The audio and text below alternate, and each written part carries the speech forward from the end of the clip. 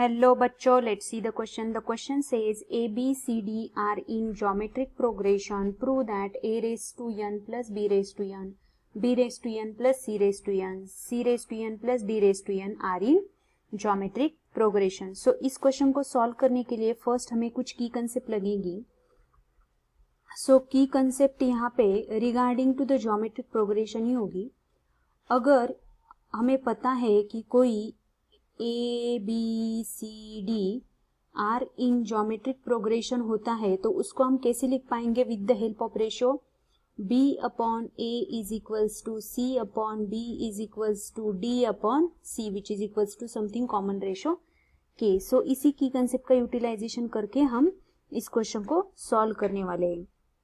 First हमें given क्या है, given that is a B C d are in geometric progression. So with the help of key concept हम क्या लिख पाएंगे, a upon यहाँ पे with the help of key concept यहाँ पे क्या लिख पाएंगे हम, a upon b upon a is equals to c upon b is equals to d upon c is equals to k. So therefore b upon C की b upon ए की value यहाँ पे क्या आ जाएगी, individual k, which implies value of b is equals to A K. Also c upon b यहाँ पे क्या आ जाएगा, k, which implies value of c is equals to b k. और बी के की वैल्यू भी यहाँ पे डाल देते हैं, b की वैल्यू दैट इज ए के विच इज इक्वल्स टू ए के इंटू के विच is equals to A K square.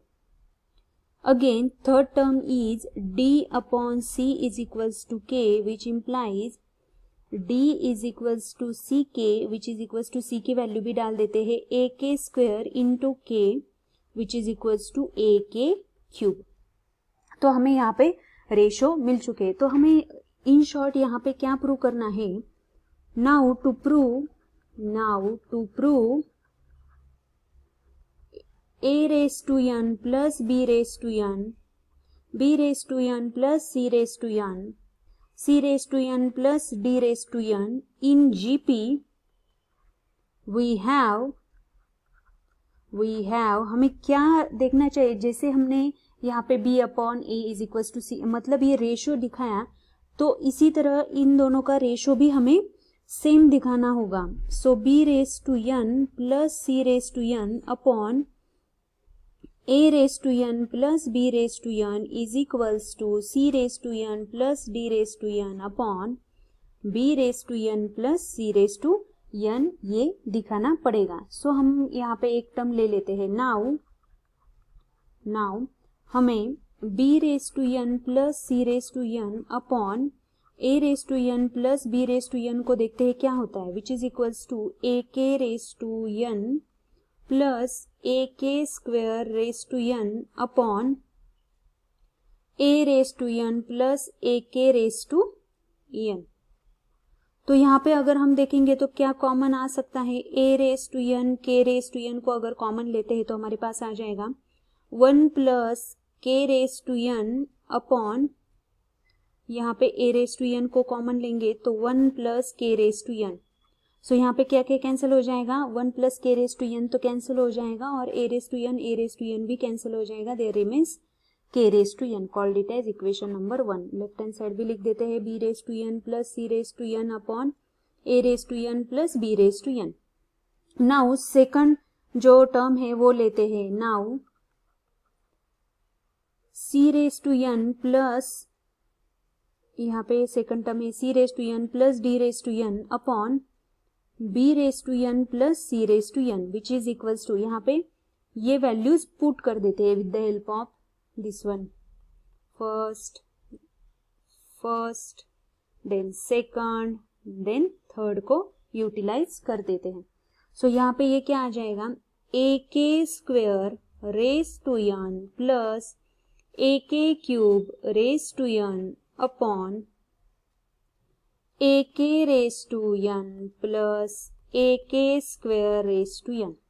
सो ये क्या आ जाएगा, यहाँ पे अगर टर्म को निकालेंगे a raise to n, k raise to 2n common आ जाएगा. सो अंदर क्या रहेगा, फर्स्ट टर्म में तो 1 रहेगा एंड सेकंड में k रेज टू n रहेगा, अपॉन डिनोमिनेटर में क्या कॉमन आ जाएगा, a raise to n into k raise to n. So first term क्या रहेगी यहाँ पे 1 plus k raise to n. Similarly यहाँ पे ये दो टर्म कैंसिल हो जाएंगे, a raise to n cancel हो जाएगा और there remains k raise to n. Called it as equation number 2. 1 2 3 वहां पे हमने दिया था तो इसको इसको हम 4 कर देते हैं और इसको 5th. So from 4 and 5th हमें क्या मिल चुका है, यहाँ पे रेशो सेम मिल चुका है which is equals to k raise to n. Therefore b raise to n plus c raise to n upon b raise to n plus a raise to, यहाँ पे a होना चाहिए, a raise to n plus, यहाँ पे erase करके ही हम लिख देते हैं, b raise to n plus c raise to n upon a raise to n plus b raise to n which is equals to next term that is c raise to n plus d raise to n upon b raise to n plus c raise to n which is equals to k raise to n. मतलब हमें common ratio मिल चुका है. Therefore with the help of की concept हम क्या लिख पाएंगे, which shows that our three terms which are a raised to n plus b raised to n, then b raised to n plus c raised to n, then c raised to n plus d raised to n are in geometric progression, which we have to prove here. Question is asking that prove that these three terms are in geometric progression. Therefore, this one is our required solution, that these three terms are in geometric progression. I hope you understood, guys. Thank you so much.